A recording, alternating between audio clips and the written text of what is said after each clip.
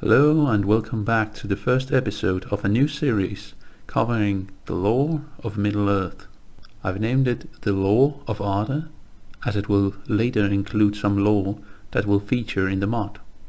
I will make sure it's very clear so both people that like the canon and the non-canon can see the distinctions.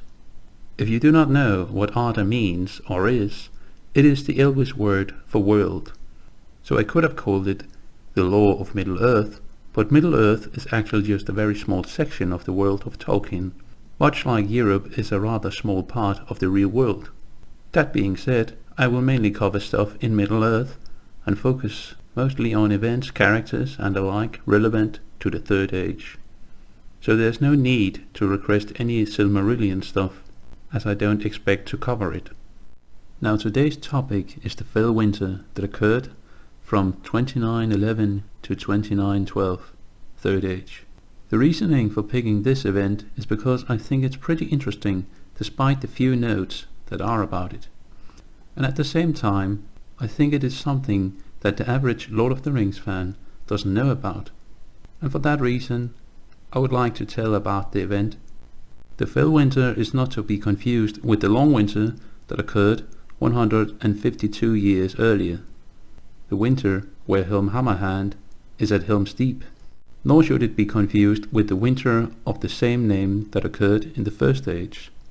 The fell winter in the Third Age was a cold and long-lasting winter in Middle-earth. The winter began in November 2911 and ended in March 2912 when the snow melted. Now before we dive into what happened during the fell winter, we need to set the scene. We need to see what happened in the years before the winter and how it affected the events. You see, unlike the long winter, Sauron did not have the sufficient power to launch a full assault, and there are two main reasons for this. Firstly, between 2793 to 2799 happened the war between orcs and dwarves. It ended with the great battle of Azanulbizar in front of the eastern gate of Moria. You may remember this battle from the Hobbit films, but it's quite different in the books. During the war, Mount Gundabad was also sacked by dwarves. When all was ready, they assailed and sacked one by one all the strongholds of the orcs that they could from Gundabad to the Gladden. Both sides were pitiless, and there was death and cruel deeds, by dark and by light. But the dwarves had the victory through their strength, and their matchless weapons, and the fire of their anger, as they hunted for Azog in every den on the mountain. This war between the dwarves and orcs meant that most of the orcs in the north had been killed in the war. Secondly, in 2885, stirred up by the emissaries of Sauron, the Haradrim crossed the river Poros and fought the combined forces of Gondor and Rohan. They were defeated, though two princes from Rohan were slain in battle. So for these two reasons, Sauron did not have the proper strength to take advantage of the weakened position. The beginning of the fell winter began 30 years before Bilbo met Gandalf and Thorin's company and decided to go with them on their quest to reclaim Erebor. At this time, Bilbo would be 21, and due to his age, he would be able to remember this particular winter. Sam actually mentions this while the Fellowship are trying to cross the pass of Caradhras. Except on the high moors of the Northfarthing, a heavy fall was rare in the Shire, and was regarded as a pleasant event and a chance for fun. No living hobbit could remember the fell winter of 1311, when the White Wolves invaded the Shire over the frozen Brandywine. The winter was less harsh than the long winter, and snow and ice stopped in Eriador, at the Greyflood River, also known as Gwathlo in Elvish. In Ravanian it stopped in the middle of Mirkwood. Nevertheless, there were severe problems, as food again ran short, and the hobbits of the Shire were attacked by White Wolves that crossed the frozen Brandywine River into East Farthing. The brandybugs were blowing the horn call of Buckland that had not been sounded for 100 years, not since the White Wolves came in the fell winter, when the Brandywine was frozen over.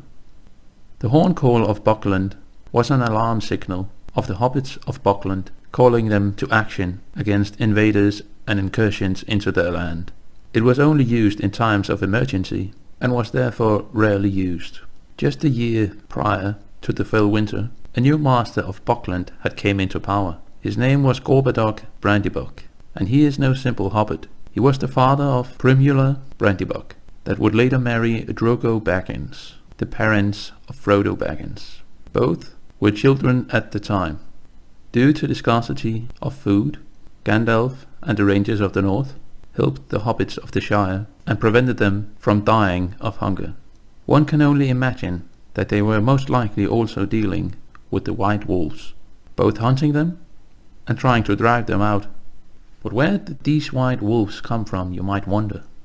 These white wolves were wild creatures native to the frozen land north of Middle-earth. They were not normally seen in Eriador, but seem to have remained among the snows of the Enedhwaith and perhaps beyond.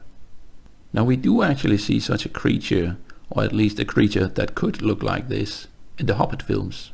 The ferocious beast of Azog the Defiler. As I mentioned before, the Rangers of the North, the Dúnedain, helped the hobbits of the Shire with food.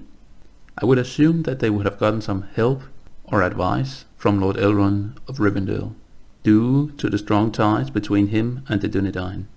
The chieftain of the time was Argonui, around the age of 155.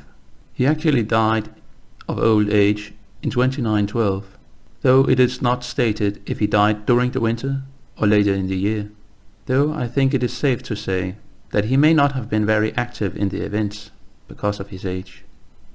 His son, however, Arador, that ruled after his father's death, could very well have played a part in the events and led the Rangers under his father's orders. Arador is the grandfather of Aragorn, so I think it's a nice little thing to imagine that Arador played a part in the protection of the Shire and perhaps had a friendship with Gandalf. The Thain of the Shire was a friend of Gandalf, however. As head of the Took family, the old Took had a very close friendship with Gandalf. In fact, Gandalf would attend his yearly Midsummer's Eve parties that we actually see in the extended edition of The Hobbit. He was in fact such a close friend with Gandalf that Gandalf once gave him some magical diamond studs. The old Took did not get his name without reason, because he was 121 years old during the winter. Just remember that Bilbo was 131 when he sailed into the west, so I think it is fair to assume that the old Took's role would have been somewhat irrelevant. Now Gerainthia's Took was the father of Belladonna Took, the mother of Bilbo Baggins. She married Bungo Baggins, who built Bag End with the money they had, though most of the money came from her family, as the Took family was rather wealthy. So Bag End was actually constructed before the fell winter, and it seems to have been built even before Bilbo was born, in 2890. We do actually see portraits of both Belladonna and Bungo in Bag End, right above the fireplace. I would assume Bilbo would have placed them there after their death, though that is quite some years after the fell winter. Now Bungo Baggins actually had two uncles and one aunt that died during the fell winter, which must have been quite a shock to lose so many relatives in such a short time. They were named Ponto, Largo, and Lily. Largo is the great-grandfather of Frodo Baggins. Ponto Baggins died in 2911, and both Largo and Lily died in 2912. It's not stated how they died. One could assume that they would have been attacked by the White Wolves, but I think that's unlikely. If that was the case, it would have been noted down. I think it's far more likely that due to their old age, they got sick during the winter and died. Or they simply died of old age later the same year, and it was simply a coincidence. The snow melted in March and marked the end of the winter, but it did not mark the end of the calamities that hit Eriador. With the end of the winter came great floods of meltwater that rushed down the Grey Flood. The city of Tharbad was further ruined and the bridge broken. The lands of Minhiriath and Enedhwaith was flooded, and especially the people of Enedhwaith suffered greatly because of this. If you do not know the history of Tharbad, I don't blame you. It has a rather long and complex history, and I might cover it in a later video. After the Great Flood, the city was deserted, and you might think it was populated by the Dúnedain, but at the time it's believed to have been populated by men akin to the men of Bree and the Dunlendings. So who are these people of Enedhwaith? There are the Dunlendings in the east, whom you might know from Lord of the Rings, and then there are the fairly numerous but barbarous fisher folk wandering the coast. There is not much known about them, but it seems that the floods had quite an impact on their lives.